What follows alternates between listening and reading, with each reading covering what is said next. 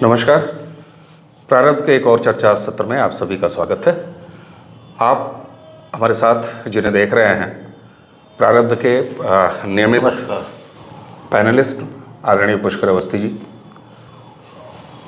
हमारे पड़ोस पाकिस्तान में वैसे तो पाकिस्तान में हमेशा कुछ न कुछ चलता रहता ही है, लेकिन इधर कुछ महीनों से या कहिए कि पिछले 2-3 महीनों से बहुत सारी ऐसी चीज़ें हो रही हैं जिस पर कि भारतीय मीडिया में, स्थापित मीडिया में उतनी बातचीत नहीं हो रही है।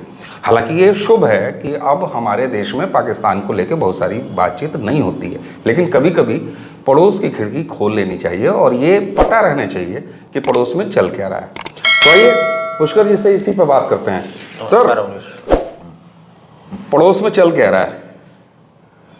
पड़ोस में जो चल रहा है उसको लेके बड़े बड़े विशेषज्ञ जो हैं वो भी प्रतिक्रिया देने से बच रहे हैं या प्रतिक्रिया दे रहे हैं, लेकिन अब आगे क्या होगा इस पे लोग अपने विचार कमी प्रकट कर रहे हैं। आशंकाएं लगा सकते हैं, संभावनाएं तलाश सकते हैं, क्योंकि कुछ समय से जो है मुख्यतः देखा जाए जब से इमरान खान की पूर्ववर्ती सरकार जो पीटीआई की थी जी, वो जब से गई है 9 अप्रैल 2022 के, उसके बाद से ही जो है वहाँ एक तरीका भूचाल आया हुआ है। लेकिन वो एक राजनीतिक उठापटक थी उसके अंदर, क्योंकि जैसे दर्शक और आप भी अच्छी तरह जानते हैं कि वहाँ की राजनीतिक भूमिका में जो है बेसिकली वहाँ की इस्टेब्लिशमेंट जो है उसे कहा जाए पाकिस्तान की सेना का बड़ा दखल रहता है, चाहे वो परोक्ष रूप से रहो या जो है प्रत्यक्ष रहो। जी जी। तो वहाँ पर जो है जहाँ इमरान खान की राजनीति थी वहाँ पर जो पूर्व सेना अध्यक्ष इनके थे जनरल बाजवा, उनका भी जो है वो भी निशान नहीं पाए, और उसके बाद जो पूर्व ISI डायरेक्टर फैज़ हामिद और बाद में जो कि लेफ्टिनेंट जनरल कोर कमांड बने, उनकी भूमिका को लेके भी काफ़ी चल रहा है जी।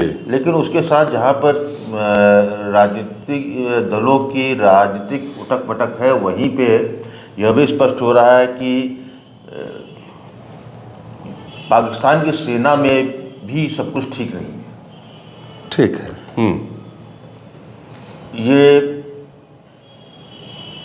29 नवंबर 2022 को जनरल बाजवा का रिटायरमेंट हुआ। जब तक उनका रिटायरमेंट नहीं हो गया तब तक उसको लेके बड़ी जो है कयास थी और बड़ा ही पर्दे के पीछे कह सकते हैं आपकी बराबर जो है प्रयास चल रहा था जनरल बाजवा की कि उनको एक एक्सटेंशन और मिल जाए,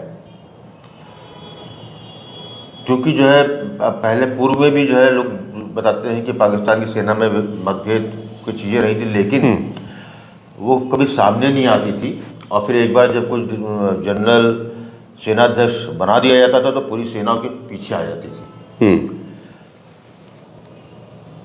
इस बार ऐसा कुछ नहीं हुआ। इस बार जो है जो दिन पर दिन कुछ ना कुछ जो है नया आता जा रहा है और पुरानी बातें सामने आती जा रही है। उससे स्पष्ट ये हो गया है कि पाकिस्तान की सेना में एक बहुत बड़ा सपोर्ट जो है इमरान खान के लिए है। ठीक है। या ये कह सकते हैं कि वो सेना का वो भाग, चाहे वो भूतपूर्व सैनिकों का वाला माहौल, चाहे इस वक्त जो प्रेजेंट में एक ब्रिगेडियर में जनरल जो कि डिसीजन मेकिंग प्रोसेस में होते हैं, वो पाकिस्तान की सेना का पाकिस्तान की राजनीति से पीछे हट जाना कबूल नहीं कर पा रहे।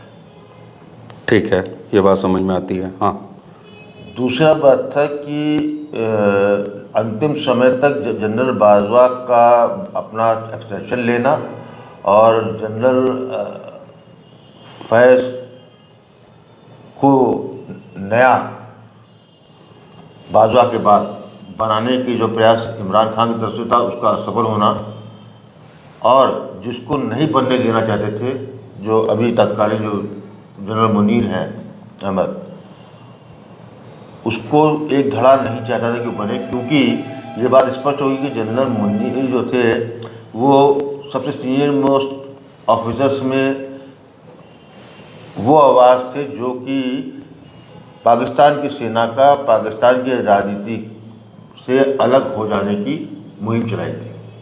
ठीक है।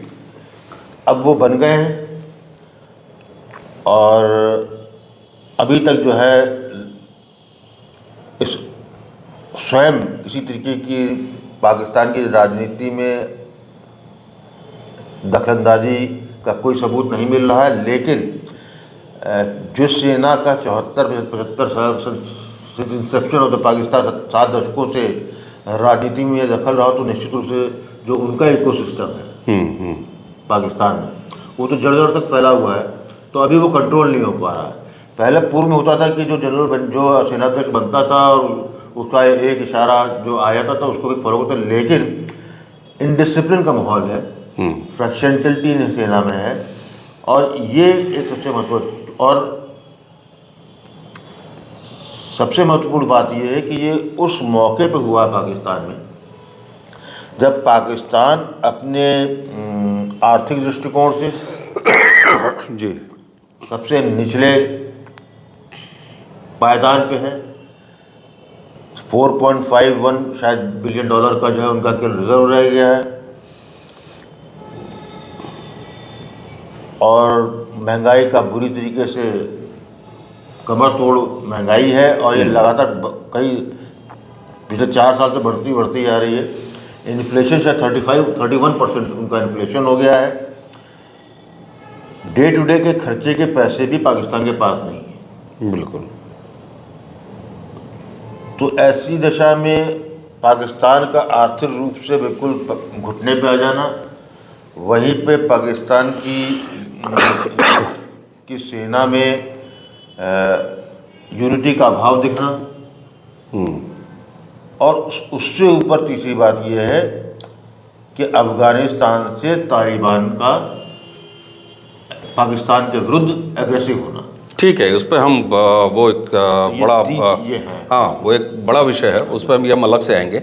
लेकिन जब आपने ये बातचीत में बताया कि पाकिस्तानी सेना में इमरान खान के विशेष संदर्भ में उनके सपोर्टर भी हैं और उनके विरोधी भी हैं, अब उस पाकिस्तान में जहां ये कहा जाता है कि पाकिस्तानी सेना के बिना दखल के या बिना उनके इशारे के या बिना उनकी अनुमति के, जो भी कह लीजिए, एक पत्ता तक नहीं खड़कता, वहाँ पर इमरान खान से जुड़े हुए, उनकी बेगम बुशरा बीबी से जुड़े हुए तमाम तरह के टेप्स का माहौल क्या चल रहा है। और ये माहौल चल रहा है, ये तो अच्छी बात है या बुरी बात है, जो भी है, लेकिन बिना सेना के अनुमति के क्या संभव है कि ये सारी चीज़ें आ रही हैं? बिल्कुल नहीं, ये तो वहाँ पर पुरानी परंपरा रही है। पाकिस्तान के राजनीतिज्ञों के फ़ोन टेप करना, चाहे उनके ISI हो चाहे भी हो, करते हैं, और पहले भी रिलीज किएगा। और ये बेसिकली जो इन टेपों का और वीडियो का जो है ये उपयोग जो है हमेशा ब्लैकमेल के लिए होता रहा, किसी को दबाना हो, तोड़ना हो राजनीतिज्ञों को। इमरान खान की थोड़ी है कि इमरान खान रिटायरमेंट जब से अब सत्ता से बाहर हुए तो पहले अमेरिका पे ब्लेम लगाते थे, लेकिन बेसिकली कि अमेरिकी साजिश है। उसके बाद ये हुआ जनरल बाजवा, तो वो अपना बयान बदलते हैं कि बेसिक चीज़ में एक चीज़ में कॉन्सेंट्रेट है कि हमेशा वो जो है जनरल बाजवा पे जब तक सत्ता में थे, वो जब तक सेनाध्यक्ष थे, तब पहली बार ऐसा हुआ कि कोई राजनीतिक राजनेता या किसी राजनीतिक दल के कार्यकर्ता पाकिस्तानी सेना अध्यक्ष के विरुद्ध जो है बहुत ही बुरी भाषा में, बुरे शब्दों में, सार्वजनिक रूप से बोला, और उनको जो है ब्लेम किया गया कि ये जो कुछ भी हुआ, इमरान खान जो हटाया गया वो जनरल बाजवा के द्वारा कराया गया या उनकी बैटिंग थी, इसलिए। तो ये चीज़, ये सबसे अनहोनी बात थी। इससे पहले कि कभी जो है किसी सेना के आदमी या सेना के विरुद्ध जो इस तरीके से मेन स्ट्रीम का राजनीतिक दल का बड़ा नेता, वो भी एक भूतपूर्व प्रधानमंत्री, वो इतना खुल के जो है नहीं आया था। तभी समझ में आ रहा था कि उनको बैकिंग है। ठीक है। वही तो जनरल फैज़ का भी था कि लग रहा था कि एक आर्मी का एक बहुत स्ट्रॉन्ग, हाँ हाँ। जो ये मान के चल रहा था कि जनरल बाजार जानने के बाद जो कोई बनेगा या जो लोग जो आगे आएंगे उसमें जो है इमरान खान के सपोर्टर होंगे। तो ये इमरान खान को था आइडिया, लेकिन जनरल मुनीर बनेंगे शायद उनकी कैलकुलेशन में नहीं था। ठीक है। तो ये जो निकला है उसके बाद निकला, ये बेसिकली जो है इमरान खान को ये इस तरह ब्लैकमेल करने के लिए, समझाने के लिए कि वो अब अपनी जो है tone anti army, even anti Bajwa, हाँ हाँ हाँ, डाउन कर दें। बिल्कुल ये बात समझ में आती है यार। बाजवा साहब, हाँ बाजवा साहब रिटायर हो गया हूँ, उसके बावजूद भी जब आपके मुंह में एक खून लग जाता है आर्मी को गलत कहने का और आर्मी के खिलाफ इस तरह की बात कहने का, तो फिर क्या बाजवा या क्या कोई और। तो यहाँ बात समझ में आती है। और ये बात इसलिए भी ज़्यादा जस्टिफाई होती है कि पाकिस्तान में पाकिस्तान की आर्मी के बिना ऐसा कुछ संभव नहीं था। बहरहाल इसका पाकिस्तान की जनता पर, उसके आवाम पर, वहाँ की सियासत पर क्या असर है क्या असर नहीं है, ये हमारा आपका कंसर्न नहीं है। तो एक एंगल और जो पिछले कुछ महीनों से लगातार, पहले झेलम वैली से इस तरह की बातें आती थी, बलूचिस्तान तो हमेशा से चलता रहा है, अब तो प्रॉपर तौर पे बलूचिस्तानियों ने विद्रोहियों के साथ या दुश्मनों, जो सो कॉल्ड पाकिस्तान के दुश्मन हैं, उनके साथ हाथ भी मिलाया है।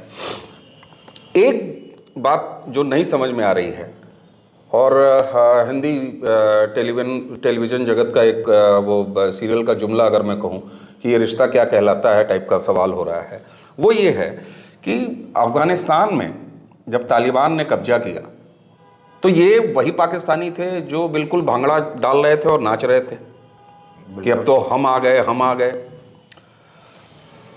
तहरीके तालिबान पाकिस्तान पहले से भी वहाँ था, यहाँ भी था, लेकिन अब जो एक नया रिश्ता और उस रिश्ते का जो स्वरूप दिखाई दे रहा है, तालिबान जो अफगानिस्तान में है उनका और पाकिस्तान का, ये इतना ज़्यादा, यहाँ तक कि जो सबसे लेटेस्ट धमकी अफगानिस्तान के तालिबानियों ने दी है, वो उन्होंने कहा है कि हम तुम्हारा 1971 करेंगे, और 1971 का मतलब है तुम्हारे टुकड़े करेंगे। तो ये रिश्ता क्या कहलाता है? ये जो लगता था पाकिस्तान को तो कि अफगानिस्तान में हम खुद आ गए, और अब बिल्कुल मामला उल्टा है।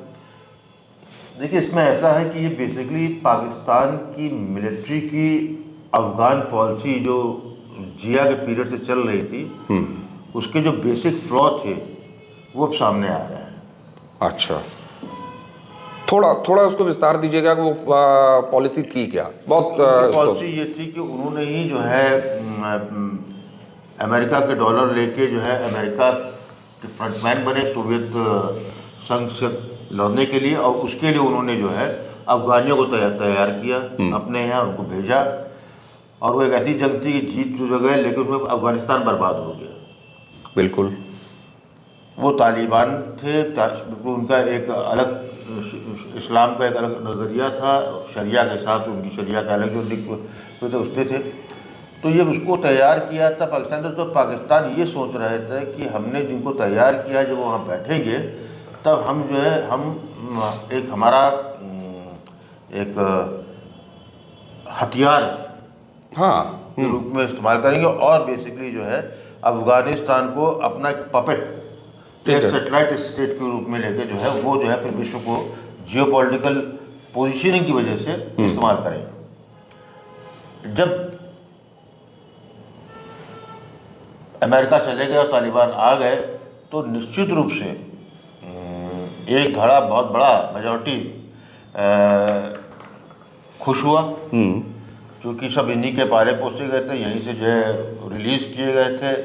जब भी दोहा में मुलाकातें होती थी बिटवीन अमेरिका और तालिबानों की, तो जो जिनको बोलते थे उनको जो है पाकिस्तान की जेल से छोड़ा जाता, जाते थे फिर निकल जाते थे। यहाँ पर पाकिस्तान ये मिस कर गया कि जो है तालिबान के नेशनलिज्म को नहीं तोड़ पाया।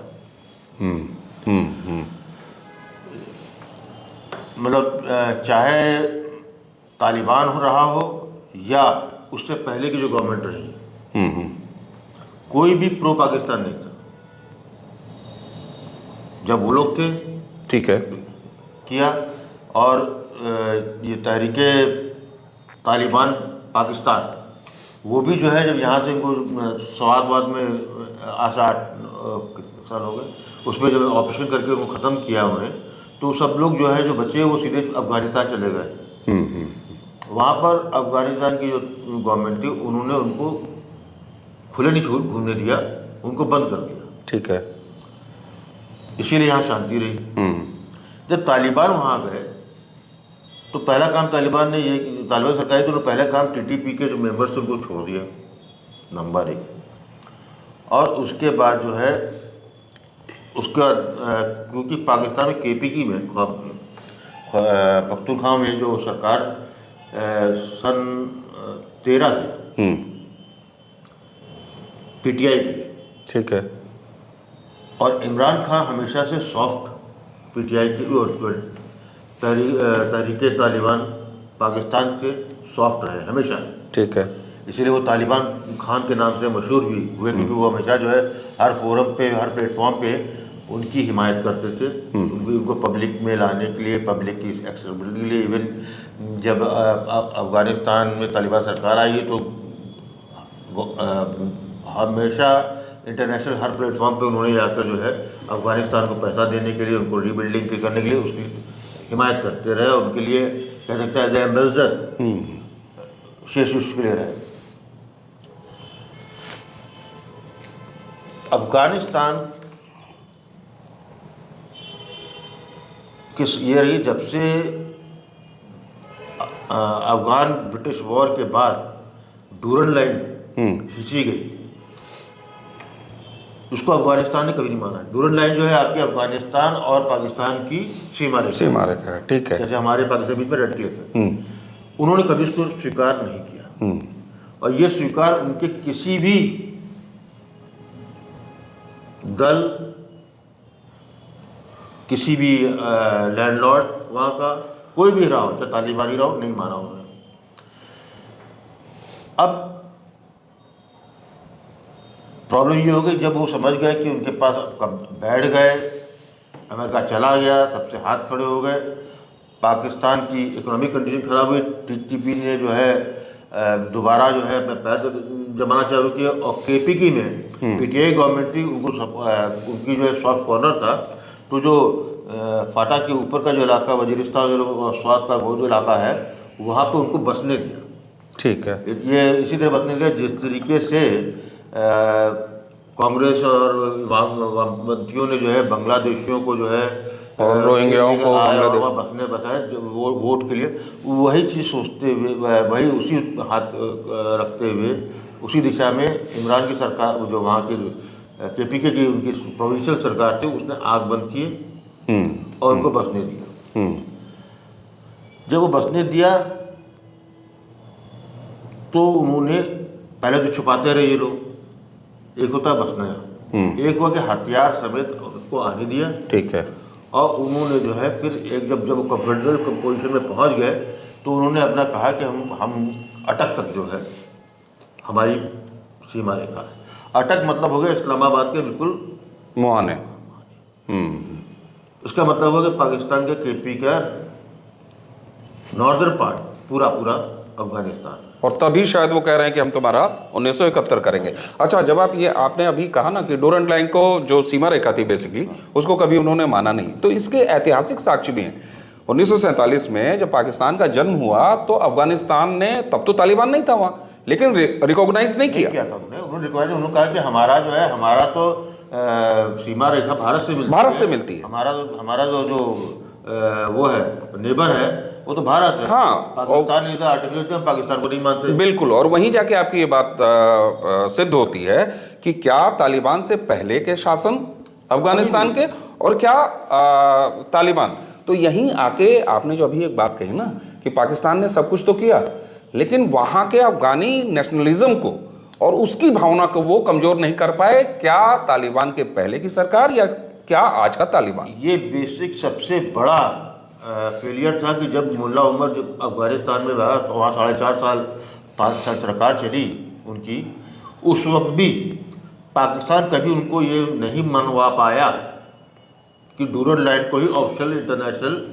बाउंड्री स्वीकार कर ली जाए। बिल्कुल। तो जब उस वक्त नहीं हुआ, फिर उनको इस वक्त लग रहा था जब, लेकिन उसके पीछे एक बैक स्टोरी ये थी कि उन अफगानियों को भी मालूम था, तालिबान वालों को, कि हमको जो पकड़ के जो है, पहले तो हमारे दोस्त थे, और उसके बाद जब अमेरिका ने वॉर टेरर किया तो फिर अमेरिका के इशारे पे हमारे ही आदमियों को पकड़ कर जो है अपनी जेलों में डाला, और जिनको उनको दरकार थी गोइटामाला अमेरिका के हवाले कर दिया, और उसी जगह उसके एवज में पाकिस्तानी जनरल्स ने पैसे लिए।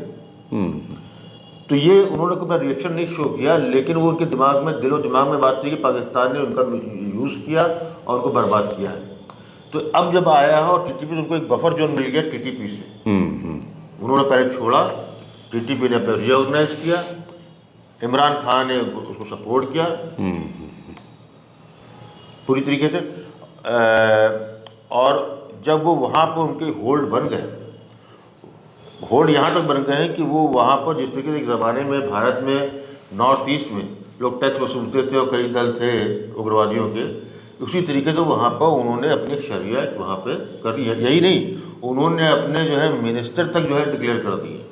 अच्छा, जब तालिबान ये कहते हैं कि हम तुम्हारा 1971 करेंगे, या तालिबानी जिस तरीके से इस्लामाबाद में पहुंच के उनकी संसद के सामने वीडियो धमकी भरा बना रहे हैं, वहाँ चेक नाके लगा दिए गए हैं, पाकिस्तान के जिम्मेदार लोग, पूर्व मंत्री और बहुत सारे सरकारी ओहदेदार, वो ये कहते हैं कि साहब आपके यहाँ तालिबानी हैं, हर मोहल्ले में हैं, अच्छे अच्छे इलाकों में हैं। ठीक है, वह पाकिस्तान और वो पाकिस्तानी जो बार बार कहता है कि हम तो ला इलाहा इल्लल्लाह के कलमे पर बने हुए मुल्क हैं, तो उनको तालिबान का स्वागत करने में क्या दिक्कत है? स्वागत देखिए हो जाए शरिया, क्या दिक्कत है भाई? सवाल इस बात का है कि आदमी जो है हमेशा अपनी कंफर्ट की चीज़ ढूंढता है। ला इलाहा जो है एक राजनीतिक स्लोगन हो सकता है, उसका एक आपको एक खास आइडियोलॉजी में फंसे हुए दिमाग, हिप्नोटाइज दिमाग, उसको जो है आप अटेंड कर सकते हैं, उसको यूज़ कर सकते हैं। लेकिन जब हम जो है इसको प्रैक्टिकल लाइफ में, अपनी लाइफ में उसको उतारना चाहते हैं, तो हम हमेशा जो है कि जो मीठा मीठा वो लेंगे, खट्टा खट्टा थू। ओ मीठा मीठा, ये बेसिक ये डुप्लीकेसी जो है इस्लाम की कह लीजिए, या इस्लाम की जो नेतृत्व करने वाले होते हैं उनके लिए जो है एक भावनात्मक एक है, जिसमें कि आपके पास कुछ नहीं तो यही करके जो है आप जो है मकड़ी, और वो भी वो पब्लिक जिसको कि मेंटल ग्रोथ होने नहीं दी, वो पब्लिक जिसका कि फोरसाइट वर्ल्ड व्यू नहीं है, वो पब्लिक जिसको जो है जो शुरू 1947 से जो इतिहास पढ़ाया गया उसी को अध्यात्म मान के अभी चल रहा है, वो पब्लिक जिसको जो है 21वीं शताब्दी में आने के बाद भी वो 20वीं शताब्दी से भी पीछे चला जा रहा है।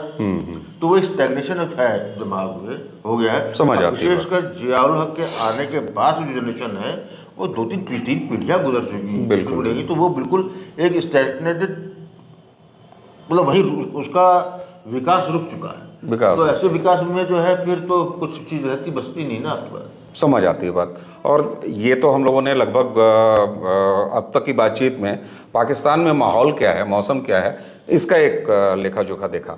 लेकिन हम अपने मंच पर हमेशा सिर्फ समस्याओं पर बात नहीं करते हैं, उसका निदान क्या है, उसका सॉल्यूशन क्या है, इसको भी देखने का प्रयास करते हैं। बिल्कुल। क्या देख क्या रहे हैं?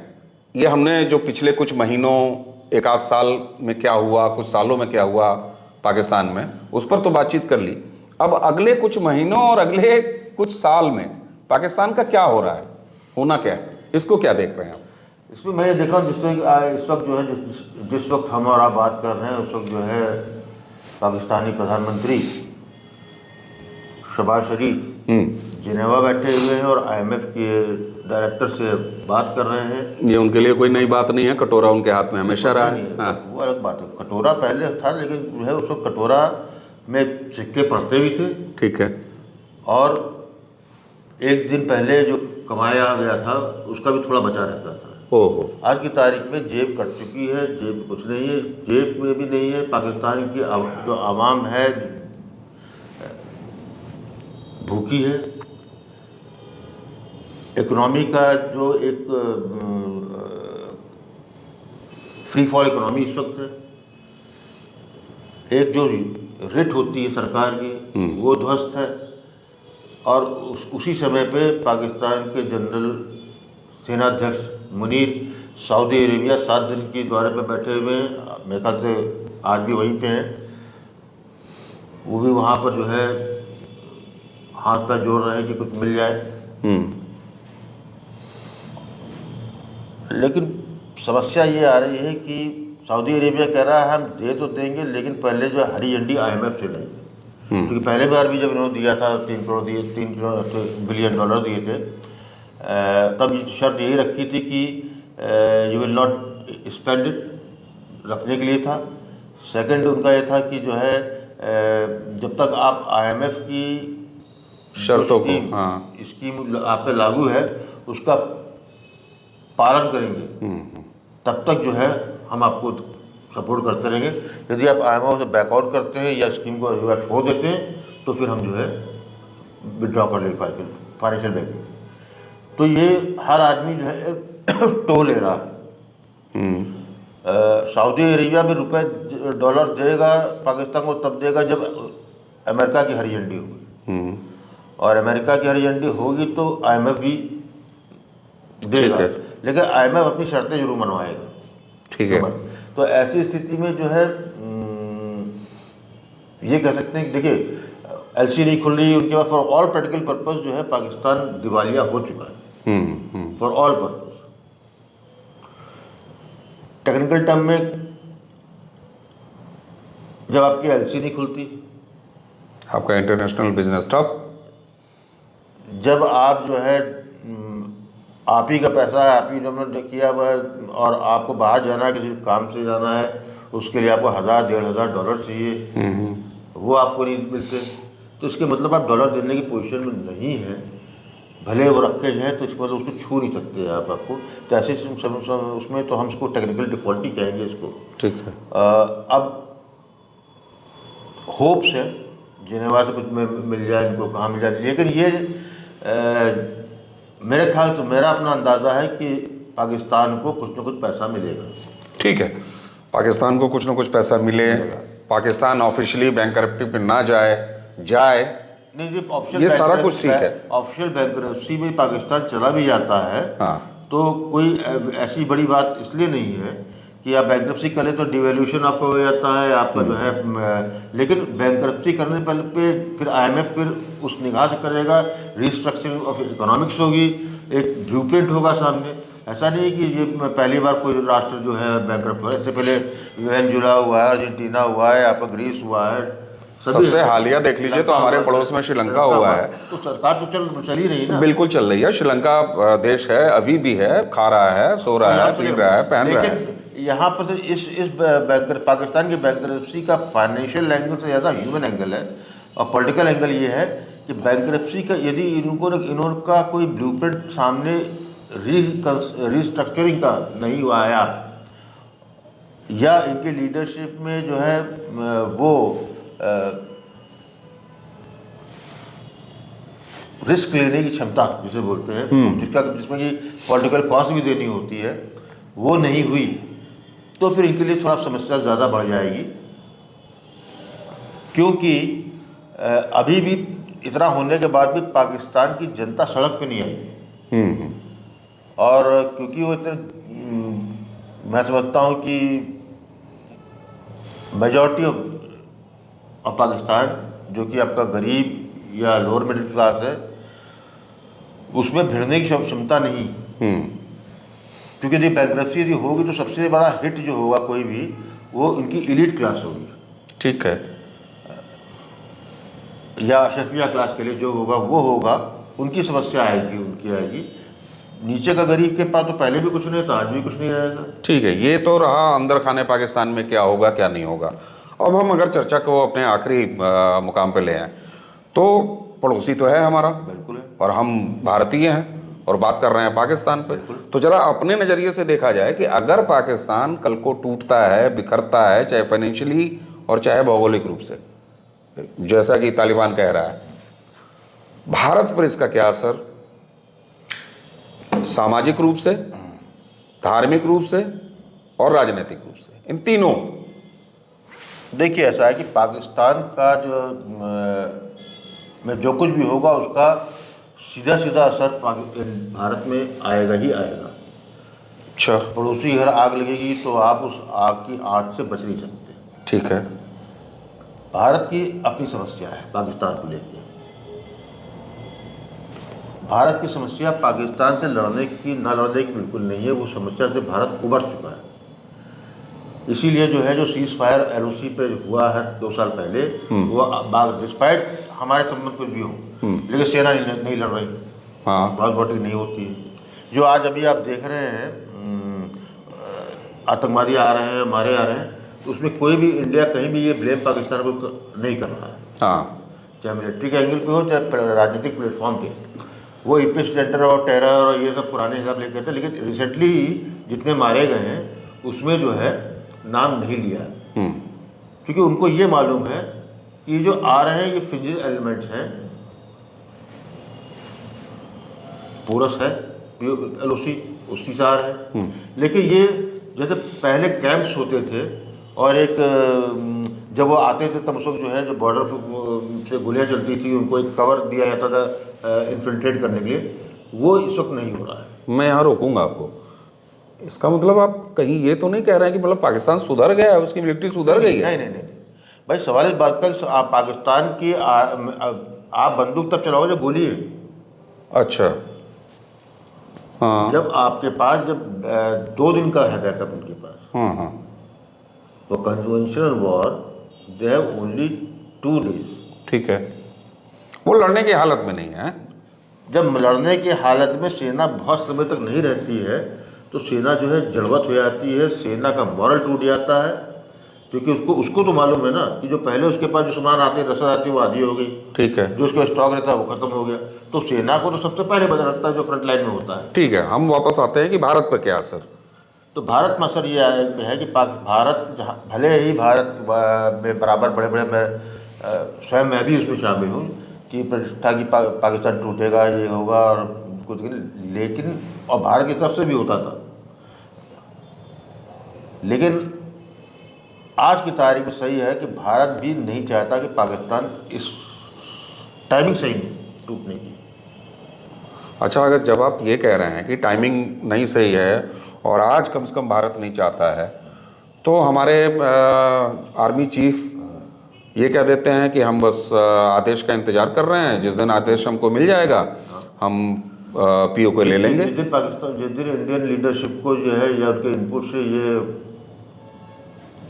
क्लियर कट इंडिकेशन मिल जाएगा कि पाकिस्तान की सेना मॉरली टूटी हो गई है या पाकिस्तान की जनता सड़क पे आ रही है, जिस तरह 1971 में बंगालियों ने जब किया तो बंगालियों ने पहले जो है अपने को अलग किया, हाँ, और उसके बाद जो है हमारी तरफ उन्होंने देखा कि आप आइए, तो वही India will not be aggressor और neither India will take blame of breaking Pakistan, because हर चीज़ तय हो रही है और ये टूट जाता भी यदि अमेरिका ने लास्ट मोमेंट पे इसको जो है पाकिस्तान को बनाए न रखा होता। यदि यूक्रेन और रशिया वॉर नहीं होती, यूक्रेन लगता था लगे, लेकिन यूक्रेन और रशिया का फॉल आउट ये रहा, it was a blessing in disguise for Pakistan, कि यहाँ से ध्यान हट गया और वो जो है पाकिस्तान के ऊपर नहीं, पाकिस्तान का बेसिक जो एटॉमिक बॉम्ब्स है या उनका जो सिस्टम है वो सरदर्द है, ना सिर्फ अमेरिका के लिए, सभी के लिए बिल्कुल, क्योंकि जब भी डिसइंटीग्रेट होता है तो किसके हाथ में क्या जाएगा, ठीक। तो ऐसी जगह में जो है कोई हैस्टी डिसीजन लेने को तैयार नहीं, let nature take its own course. अब ये कोर्स कैसे चल रहा है ये थोड़ा सा आपको डिफाइन कर दूँ। आज की तारीख में बलूचिस्तान लिबरेशन आर्मी और TTP ऑफिशियली एक हो चुके हैं, नेचुरल जो BLA है वो इस्लामिक रेडिकल नहीं है, उसका जियोग्राफिकल इशू है, कल्चरल है, कल्चरल इशू है। ये है कि एक this is alliance of convenience, उसके अलावा तालिबान, तहरीक तालिबान अफगानिस्तान और तहरीक तालिबान पाकिस्तान, हम्म, ये बाप बेटे हैं। ठीक है। बाकी वो चाहे पाकिस्तान के हो, ये पाकिस्तान में अफगानिस्तान, लेकिन वो एक ही शरिया को मानते हैं, एक ही तरह के इस्लाम को मानते हैं, आइडियोलॉजिकल कोई डिफरेंस नहीं है। हम्म, वो यदि अटक तक क्लेम करते हैं अफगानिस्तान को, तो यहाँ के वालों को कोई क्लेम इस पर हर्जा नहीं है, ठीक है। ये फैसिलिटर हो। हाँ, वो आराम से चले जाएंगे। इसके अलावा ये दोनों है basically, TTP is not a international, उनका कोई इरादा कोई नहीं है उनके पास में, उनका सिर्फ देयर पाकिस्तान सेंट्रिक, पाकिस्तान में हमको जो है शरिया लागू करना है। शरिया लागू करना है, ठीक है। अफगानिस्तान का हमारा शरिया जो हम अपना अपना हमारा है, और हमको जो ये डूरन लाइन नहीं माने, अटक तक हमको अपना जो है क्लेम करना है। ठीक है। ये दो चीज़। उसके अलावा दो प्लेयर और हैं, एक है ISSI और दूसरी अलकायदा। हम्म, अभी कल परसों से जो पाकिस्तान के कुछ लोगों से रिपोर्ट आई है कि वो भी इस अलायंस में आ गए। अच्छा। उस अलायंस में उनका ये कहना है कि आप हमको जो है, हमारी जो एम्बिशन है, जो हमारा जो हम चला रहे हैं, उसका एक मकसद वो है पाकिस्तान, वहाँ आप हमारी मदद कीजिए, हम आपको जो, और इन दोनों का ISSI और अलकायदा का पूरे विश्व में जिहाद करने का, वहाँ जश्न मनाने का। तो फिर जो आपको लॉजिस्टिक सपोर्ट या जो जहाँ आप अंडरग्राउंड जगह मिलने की है, वो हम आपको प्रोवाइड कर रहे हैं, या जब हम ये कर लेंगे, उसके बाद हम आपको जो है वो बाहर, यदि हम पाकिस्तान में सफल हो जाते हैं, अफगानिस्तान ले लेता है, तो एक पूरा बड़ा दो ऐसी जगह पे लड़ाका, जो कि रिलीजन के आगे ह्यूमन वैल्यूज का कोई मतलब नहीं है, वो इकट्ठा हो जाएगा, तो they can be create a problem in a big way. ठीक है। ये सरदर्द भारत का है। आज भारत के संबंध अफगानिस्तान में दिख रहे हैं, तो इसलिए दिख रहे हैं कि अफगानिस्तान तालिबान जो है वो देखा है कि उसके यहाँ सोशल स्ट्रक्चरल उसमें जो भी काम हुआ है वो भारत के द्वारा हुआ है, और भारत ने इंटरफियर नहीं किया उनके इंटरनल मैटर्स में। ठीक है।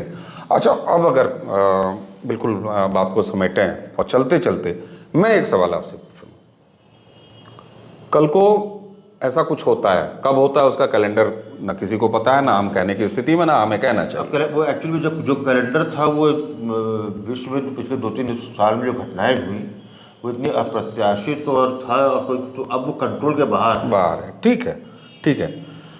मैं जो सवाल आपसे चलते चलते पूछना चाहता हूँ कि POK भारत के ये भावना है कि, और भारत उसको कहता है, भारत का संवैधानिक कमिटमेंट है, सरकारों का ये कमिटमेंट है। आज आपकी मिलिट्री कहती है कि साहब हमको पॉलिटिकल लीडरशिप बोलेगी हम POK ले लेंगे। कल को हम POK हम ले लेते हैं, चलिए भारत ले लेता है POK, लेकिन जिस तरीके से POK की डेमोग्राफी पाकिस्तान ने चेंज की हुई है, वो सारा इलाका पंजाबियों से भरा हुआ है, जो कि दरअसल वहाँ के मूल निवासियों, अब वहाँ पर कहा जाए तो कम संख्या में है, उनसे बहुत गुना ज़्यादा वहाँ बाहरी लोग हैं। मूल कश्मीरी जो वहाँ का बहुत बड़ा जो है, वो तो ऑलरेडी माइग्रेट कर गया है लाहौर, कराची और वहाँ चला गया। ठीक है, ठीक है, ठीक है। तो एक ये POK हमारे पास आएगा, लेकिन उसके साथ वो जनसंख्या भी आएगी, उसका क्या इलाज होगा? मेरा कहता है कि उसके अंदर बेसिकली जो है, ये कंसर्न हमारे से ज़्यादा उनका कंसर्न है। अच्छा। वो एक तो मेजॉरिटी जो POK का जो है पंजाबी, तो फौरन भाग जाएगा। ठीक है। पंजाबी इसलिए स्टे नहीं करेगा क्योंकि जो है जब भारत लेगा, तो जो कट ऑफ डेट 1947 की है, हाँ, वो उसको लेगा। वो ये एक इलाज हो सकता है, ये समझ में आती है और फिर बात। दूसरी बात है कि जब आप जो है दूसरी जगह बसे होते हैं, तो आप अपने सीधे मूल स्थान भागते हैं, क्योंकि आप किसके भरोसे हैं? हाँ, वो चला जाएगा। और जब भारत जो है वॉर अफोर्ड कर सकता, जब आपका इकोनॉमिक इंजन फास्ट चल रहा हो, शेष विश्व जो है इकोनॉमिक डाउन हो रही हो, आप इमर्ज कर रहे हैं, तो वॉर एक ऐसी चीज़ है कि वो उसको उस ग्रोथ को ना सिर्फ रोकता है बल्कि 10 साल पीछे फेंक देता है। सर बिल्कुल सही है। हमारा सवाल ये था ही नहीं कि लड़ाई करके कब ले रहे हैं। हमने एक काल्पनिक चीज़ कही कि ले लेते हैं, तो वो जो एक जनसंख्या आएगी तो उसका आपने कहा कि वो तो अपने आप चले जाएंगे। और फिर वहीं ये भी बात आ सकती है कि फिर एक बार पीओके में कल को जब इंडिया का पार्ट हो जाएगा तो फिर कागज़ दिखाओ, एक जुमला वहाँ चलेगा। हाँ, जब आपने कहा कि 47 के कट ऑफ को लेके चलेंगे। मैं आपको बड़े अथॉरिटी से कह सकता हूँ जो कि जिनके पास कागज़ होने चाहिए उनको सबसे ज़्यादा सुरक्षित उस कागज़ ही को रखे हुए, कागज़ को ही रखे हुए हैं।